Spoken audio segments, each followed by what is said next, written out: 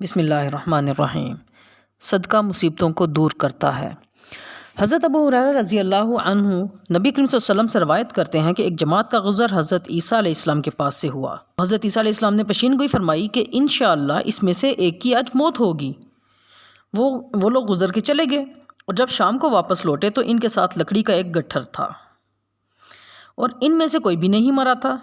عیسیٰ علیہ السلام نے ان سے کہا کہ اسے رکھو، اور جس کے مرنے کی پیشین گوئی کی گئی تھی اس سے کہا اسے کھولو۔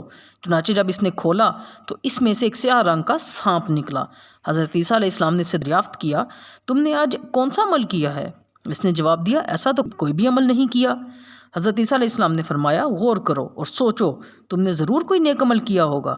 تو اس نے جواب دیا کہ یوں تو میں نے کوئی نیک عمل نہیں کیا، البتہ میرے پاس روٹی کا ایک ٹکڑا تھا، ایک مسکین میرے پاس سے گزرا اور اس نے مجھ سے اس کا سوال کیا تو میں نے اس کا کچھ حصہ اسے دے دیا۔